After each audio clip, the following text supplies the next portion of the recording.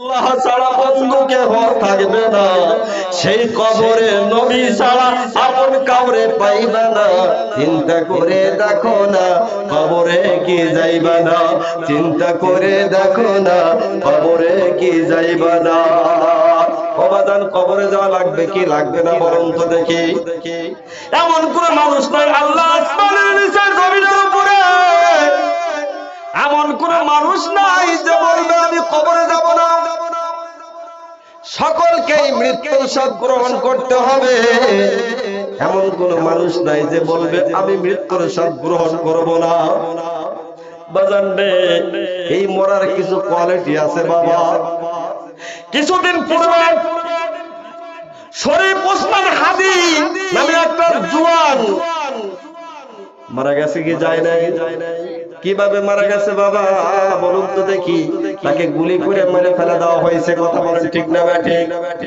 যে লোকটা শরীফ ইবনে হাদি, এই যে শরীফ ওসমান হাদি সব মারা গেছে, যে লোকটা মেরে ফেলেছে সে মারা যাবে কি যাবে না?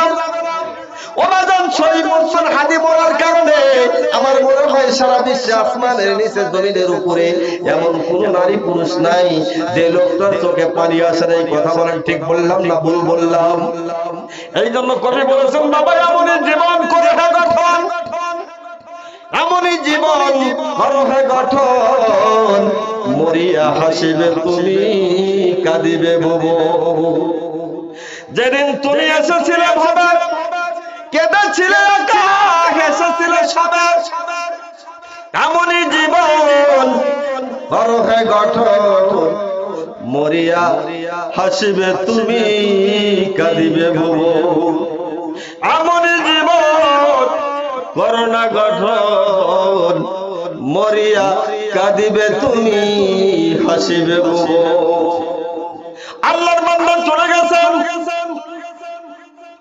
সেও কিন্তু জানে দুদিন আগে আর পরে আমাকে যাইতে হবে। হয়তো 30 থেকে 35 বছর বয়স হয়েছে, আমাদের গড়ে আয়ু বাবা 60 থেকে 65 বছর আয়ু হয়।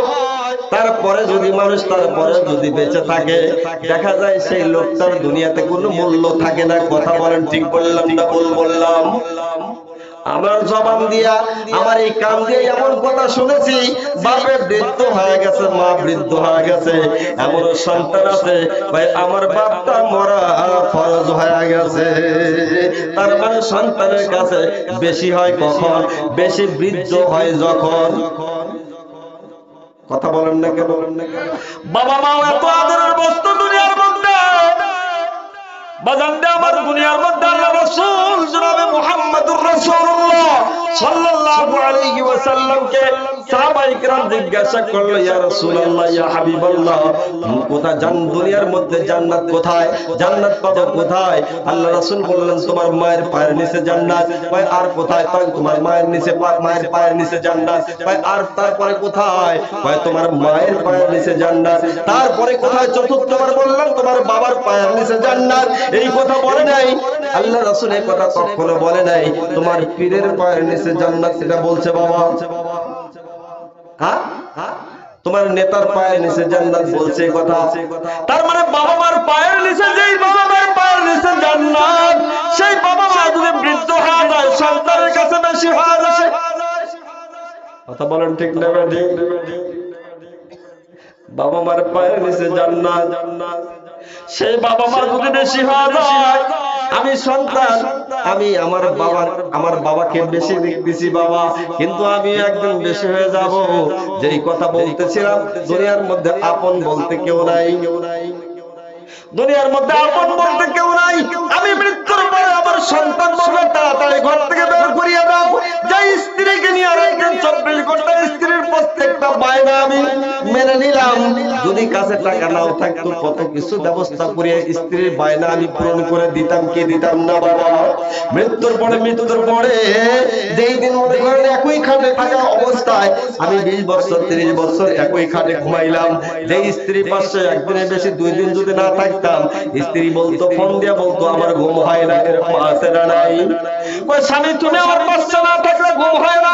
যে স্ত্রী রাত্রি 24 ঘন্টা আমার খেদমত করতো, একটু চোখের আড়াল হতে দিত না, আরে এই মুহূর্তে যদি আমার ভিতর থেকে প্রাণ পাখিটা উড়িয়া চড়িয়া যায়, একই খাটে যেই খাটটা আমার টাকার কেনা, বাজানটা আমার চিন্তা করে দেখেন না কেন, যেই খাটটা আমার টাকার কেনা, আমার পরিশ্রমের টাকার কেনা, ওই খাটে যদি গ্রামের মানুষ ডাক দিয়ে বলে, গ্রামের সমস্ত মানুষ যদি একত্রিত হইয়া বলে তোমার স্বামী আজকে রাত্রিতে মারা গিয়েছে, আমরা একটা পরামর্শ করে দেখলাম, আর একটা রাত মরা স্বামীর কাছে তুমি একটু ঘুমিয়ে থাকো, বলেন তো কোন স্ত্রী থাকবে নি? আচ্ছা বললাম মাদের আপনার দোষের থাকবে না, কোন স্ত্রী যদি মারা যায়, সেই স্ত্রীকে ছাড়া আমার ঘুম হয় না, যতই রাত্রে চলে যায় না কেন স্ত্রী ছাড়া ঘুম হয় না। সেই স্ত্রী যদি মারা যায়, স্বামীকে যদি বলা হয় 2টা রাত তোমার স্ত্রীর পাশে একটু ঘুমাবা, একা একা ঘুমাইবা, তুমি ঘুমাইবে নাকি বলেন? বলেন তো ঘুমাবো আমরা। তার মানে স্বামীও ঘুমাবে না, স্ত্রীও ঘুমাবে না, এত মহাব্বতের মানুষ, এত ভালোবাসার মানুষ, তারপরেও কিন্তু ঘুমাবে না। কি বলবে? অতি তাড়াতাড়ি ঘর থেকে বের করে দাও, তাড়াতাড়ি ঘর থেকে বের করে দাও, কবরস্থানে নিয়ে যাও। কোথায় নিয়ে যাও? বাবা কবরস্থান বলবে, তখন কবরস্থান, তখন কিন্তু বলবে না জঙ্গলে ফালা দাও। তার মানে বোঝা গেল আমার আসল বাড়ি হলো কবর। দুনিয়াতে যেই বাড়ি করে না কেন, গাড়ি করে না কেন, এটা হলো অস্থায়ী, আসল বাড়ি আমার কবর। কথা বলেন ঠিক না ঠিক? যেই কথা বলতেছিলাম বাবা, মানুষের মরণ আছে, মরণও 2 প্রকার। আল্লাহ পাক রাখছেন খালাকুনাকুম আজওয়াজা, প্রত্যেকটা জিনিসকে আল্লাহ পাক জোড়া জোড়া সৃষ্টি করেছেন। কথা বলেন ঠিক না ঠিক? একটা হলো মৃত্যু, আর একটা হলো বেঁচে থাকা। এই মৃত্যুকে আবার 2 ভাগ করছে, একটা হলো ভালো মৃত্যু, আর একটা হলো খারাপ মৃত্যু। এই যে ওসমান হাদি মারা গেল, সারা দুনিয়ার মানুষ চোখের পানি ফেলে কাঁদছিল। আল্লাহ পাক বলে, ও দুনিয়ার মানুষ, দুনিয়ার মানুষ তুমি যখন দুনিয়া থেকে বিদায় দিয়ে কবরে যাবা, তোমার জন্য যদি কোনো মানুষ কান্দে, আমি আল্লাহ ওই কবরটা জান্নাতের বাগান বানাইয়া দেই।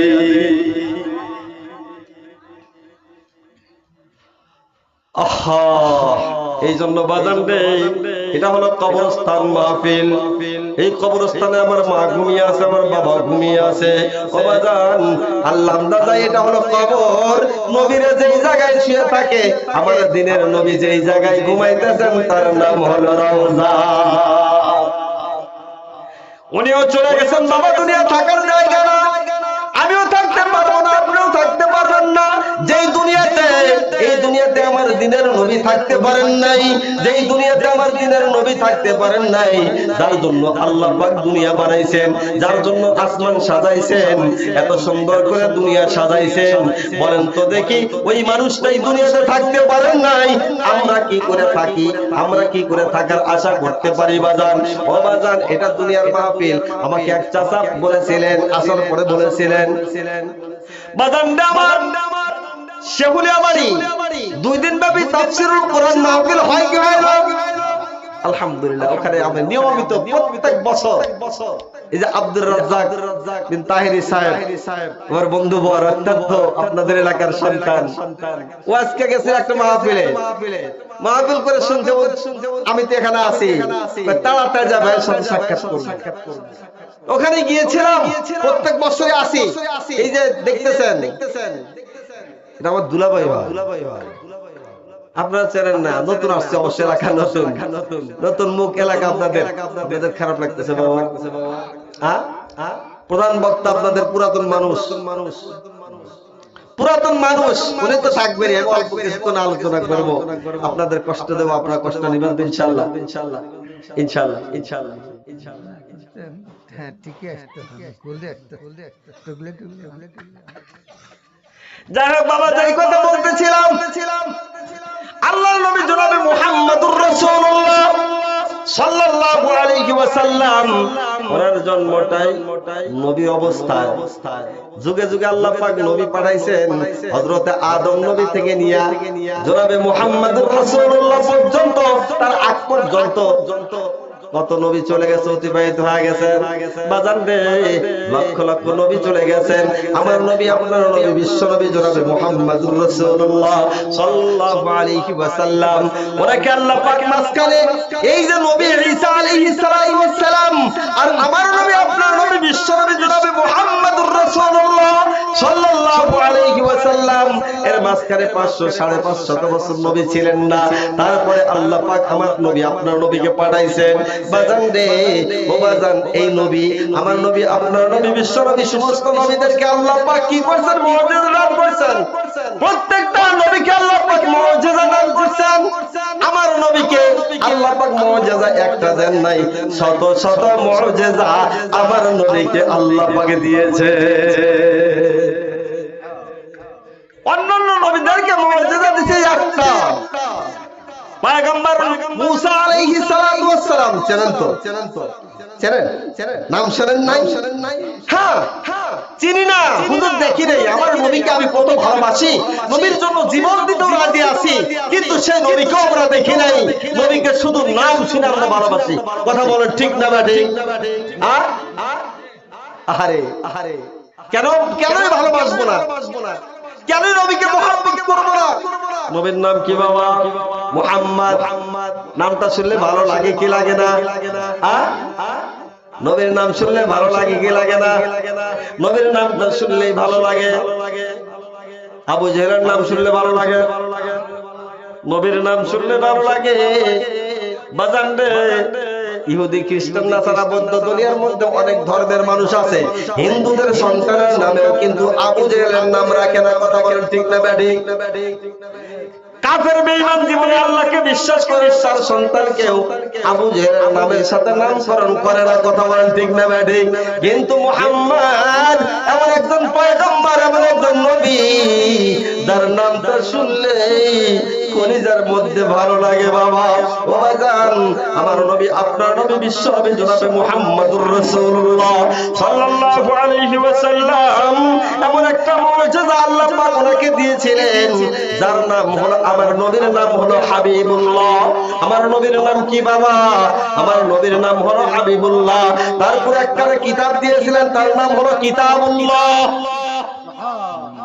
নবীর নাম হাবিবুল্লাহ, আর নবীর উপরে যে কিতাবখানা দিয়েছিলেন তার নাম হলো কিতাবুল্লাহ। ও বাজান, সেই কিতাবুল্লাহ যে ধরবে, যে পড়বে, যে নাড়বে, আর যে বুকে ধারণ করবে, আর এই কিতাবুল্লাহদেরকে যারা মুহাব্বত করবে, আল্লাহ বলেন দুনিয়ার মধ্যে তারা হলো নবীর খাস উম্মত। তারাই হলো, আল্লাহ বলেন তারাই হলো আমার খাস বান্দা বান্দি। এই কিতাবখানা এমন একটা কিতাব, যে কিতাবখানার বরকতে বাজানরা আমার, আজকে যে কিতাবখানার বরকতে আল্লাহ পাক এই চেয়ারে বসার মতো সুযোগ করে দিয়েছেন, তার নাম হলো কালামুল্লাহ। এই কালামুল্লাহ এমন একটা কিতাব, যার সাথে যে লাগবে, লাগার সাথে সাথে শুনে সোহাগা। বাজানরে দেখবেন 10 টাকা গজের একটা কাপড় যদি কোরআনের সাথে লাগে, লাগার সাথে সাথে কাপড়টার দামি হয় কি হয় না? ও বাজান, সবচাইতে দুনিয়ার মধ্যে নিম্ন স্তরের কাঠের নাম হলো শিমুল কাঠ, যেই কাঠের কোনো মূল্য নাই। যতগুলা রেহাল দেখবেন কোরআনের জন্য, কোরআনকে রাখার জন্য রেহাল বানানো হয়, সেই সমস্ত রেহাল গুলা বানানো হয়, সবচাইতে ভালো রেহাল হয় শিমুলের কাঠ দিয়ে। কথা বলেন ঠিক না বেঠিক?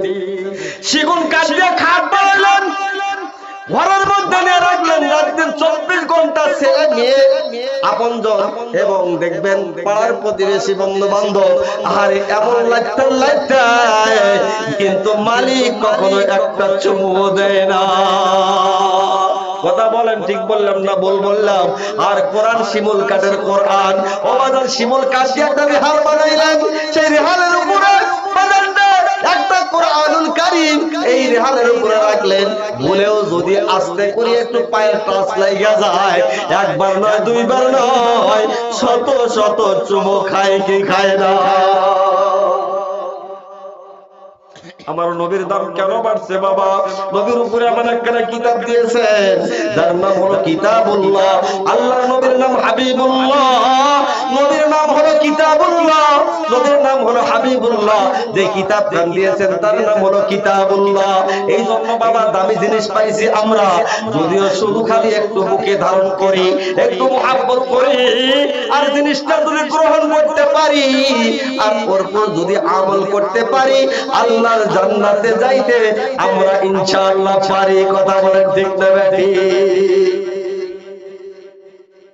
বাজানটা আমার যেই কথা বলতেছিলাম, আল্লাহর নবী জনাবে মুহাম্মদুর রাসূলুল্লাহ সাল্লাল্লাহু আলাইহি ওয়াসাল্লাম বড় তো সব জায়গায় বড় হয়। কথা বলেন ঠিক না বেঠি?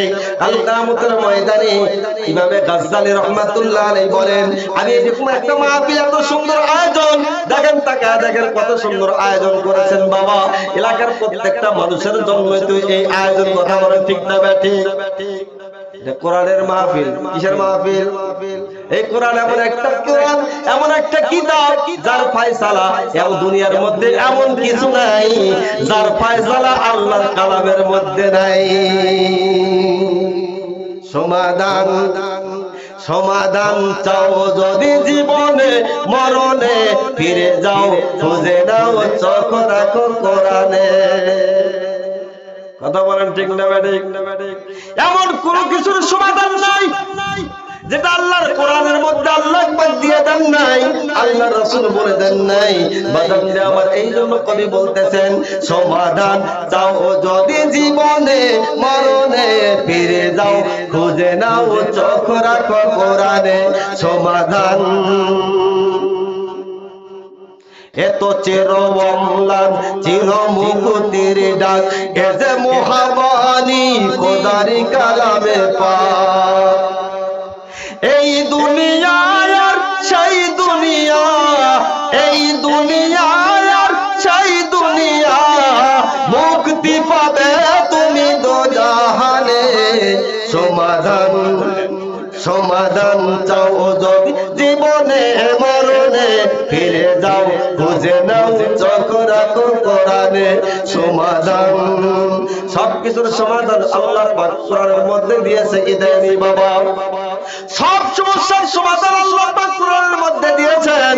এই কোরআনকে যারা ধরবে, কোরআনকে যারা পড়বে, কোরআনকে যারা মুহাব্বত করবে, এই কোরআনকে যারা মুহাব্বত করিয়া কবরে যাবে, কবরের মধ্যে যদি দুনিয়ার মধ্যে থাকা অবস্থায় আমল যদি একটু কম হয়ে যায়, এই কোরআনকে মুহাব্বত করার কারণে, এই কোরআনকে ধরার কারণে, এই কোরআন ওয়ালাদেরকে মুহাব্বত করার কারণে, কাল কিয়ামতের ময়দানে, ওবাদান কিয়ামতের ময়দান হবে কবে? অনেক মানুষ কিন্তু জিজ্ঞাসা করে, হুজুর কিয়ামত কবে হবে? হাদিস শরীফের মধ্যে আছে কিয়ামত হবে তখন মৃত্যুবরণ করবে যখন। কথা কিন্তু অনেকেই বলে থাকে, হুজুর কিয়ামত মেলা দূর দেখমুনি, কিয়ামতের ময়দানে খবর দেখমুনি। আসলে বাজান কিয়ামতটা কখন হবে? কিয়ামতটা হলো ওই সময় কিয়ামত শুরু, যখন থেকে আমার ভিতর থেকে প্রাণ পাখিটা উড়ে বের হয়ে চলে যাবে, ওই সময় থেকে নিয়ে আবার কিয়ামত শুরু হয়ে যাবে। বাজান রে, ওই কোরআন এমন একটা বস্তু, এমন একটা কিতাব, এই কিতাবখানা যদি আমরা মুহাব্বত করতে পারি, এই কিতাবের কারণে আল্লাহ পাক অনেককে দামি করছে, কি করে নাই? এই নবী মুহাম্মদুর রাসূলুল্লাহ সাল্লাল্লাহু আলাইহি ওয়াসাল্লাম যেরকম দামি ছিলেন, ওনার উপর যে কিতাবখান নাযিল করেছেন, কিতাবখানা দামি, তার নাম হলো কোরআন।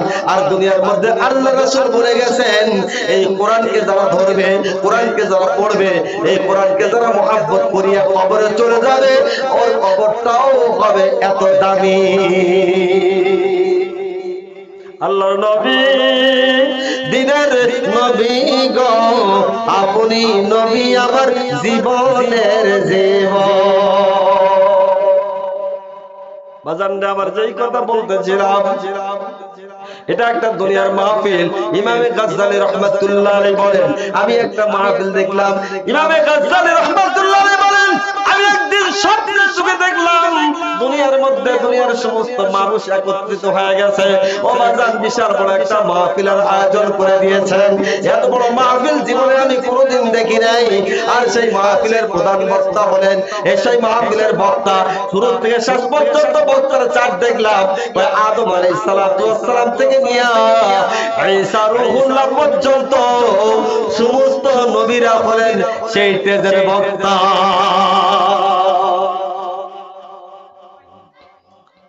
বাজানটা আমার বাজানটা আমার যেই কথা বলতেছিলাম সময় অল্প, আমাকে টাইম দেওয়া হয়েছে 9:30। হ্যাঁ ভাড়া দিলেন? আপনারা খুশি না বাজার? আপনারা খুশি না বাজার? চলবো চলবো নারায়ে তাকবীর। আল্লাহু আকবার জোরে বললে লাভ না ক্ষতি? তাহলে জোরে আওয়াজ দিবেন আল্লাহু আকবার মানে কি? আল্লাহ বড়, এই বড়ত্ব স্বীকার। ও ভাই কোন আমলটা, এই যে দেখেন আমি স্বীকার করতেছি কি আল্লাহ বড়, এটা আল্লাহ শুনলেন।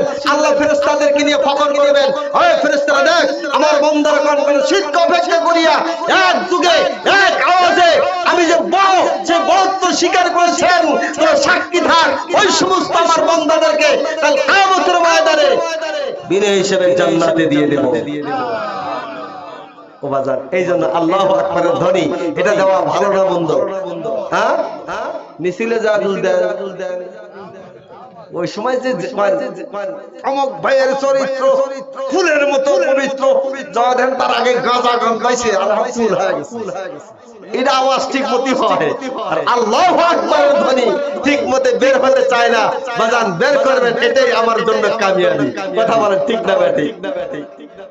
যার যে কথা বলতেছিলাম ইমামে গাজ্জালী রাহমাতুল্লাহ আলাইহি উনি বলতেছেন আমি দেখলাম স্বপ্নের মাধ্যমে দেখতে পাইলাম, ভাই দেখতেছি আদম আলাইহিস সালাতু ওয়াস সালাম থেকে নিয়ে ঈসা রূহুল্লাহ পর্যন্ত বাজান বিশাল বড় একটা টেজ, সেই টেজের বক্তা কিন্তু একটা নাম দেখলাম না, কিন্তু সাইডে দেখলাম এই সভাপতির চেয়ারে একটা লোক বসে আছে, একটা লোক বসে আছে। আমি তাকাইলাম, তাকা সমস্ত লোকের দিকে তাকাই, তার মানে ইমামে গাজ্জালী রাহমাতুল্লাহ আলাইহি বলতেছেন আমি সমস্ত লোক, মানে দুনিয়ার সমস্ত লোক একত্রিত হয়ে গেছে, সমস্ত নবীরা দেশের মধ্যে বসে আছে।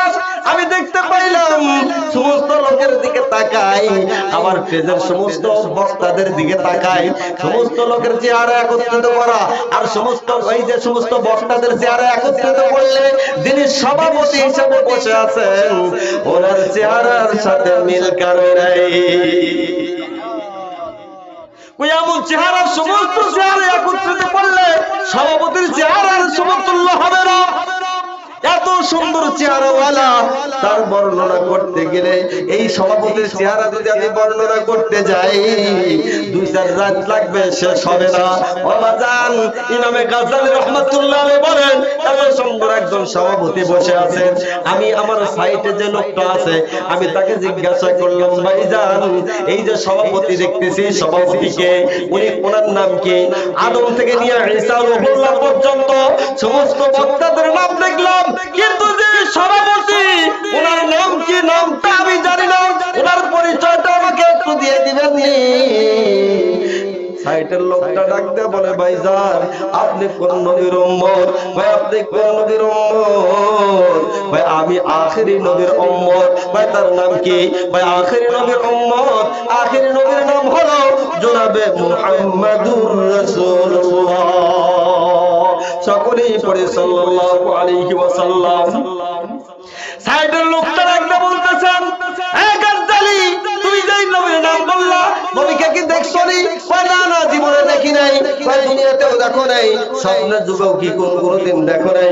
কয় না না কপাল পোড়া, আমি কপাল পোড়া হতভাগা, আমি স্বপ্নের মাধ্যমেও কোনদিন দেখি নাই। গাজ্জালী আজকের এই মঞ্চের যিনি হলেন সভাপতি উনি হলেন আখেরি জামানার নবী জনাবে মুহাম্মাদুর রাসূলুল্লাহ সাল্লাল্লাহু আলাইহি ওয়াসাল্লাম। যাকে দেখতেছো উনি হলেন আখেরি জামানার নবী জনাবে মুহাম্মাদুর রাসূলুল্লাহ। আমিনা মা আমিনার গর্ভের ধন, মা আমিনার কলিজার টুকরা আব্দুল্লাহ, বাবার নাম আব্দুল্লাহ, মার নাম হলো আমিনা। মা বাবা দুনিয়াতে মার গর্ভে থাকা অবস্থায় ওই লোকটা যিনি ওখানে বসে আছেন সারা দুনিয়ার চেহারা একত্রিত করলে আর ওই মানুষ মানুষটার চেহারা একত্রিত করলে সারা দুনিয়ার চেহারা ফেল মেরে যাবে।